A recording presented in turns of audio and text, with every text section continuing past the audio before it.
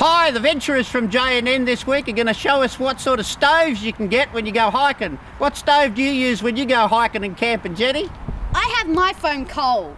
Ah, well, the Venturers will show you this week that you'll be able to warm your foam up and you'll be able to have spaghetti and foam meatballs warm.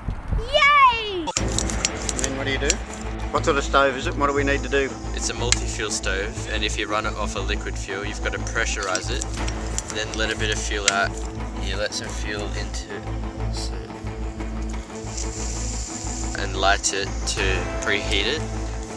And once it's preheated, then you can turn it on, and it makes a really hot flame and a lot of noise.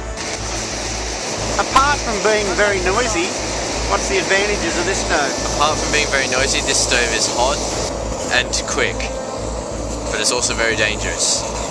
That's why you like it. I've got a hexamine stove. What's the advantage of a hexamine stove? It's really lightweight and portable, and it's cheap.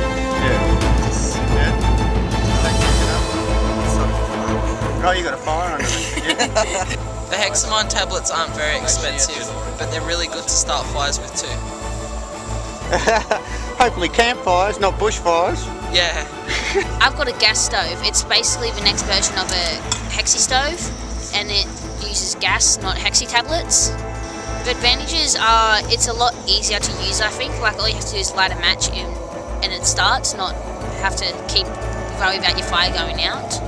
It's probably a bit more expensive, and it's maybe probably a little bit heavier to carry as well. Yeah, and it also, do you know, it freezes. If you use it in the snow, the gas can freeze and you can't use it. Yeah, and also if it's raining, they're really bad because the gas bit will get wet and you can't light the fire on it. We're using a Trangia stove, which is built for a family of 4.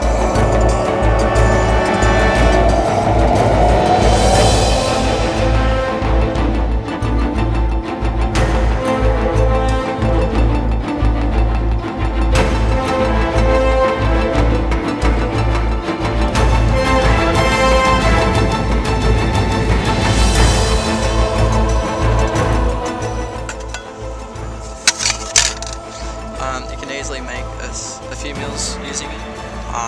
They're big. It runs on a metho stove kind of a thing.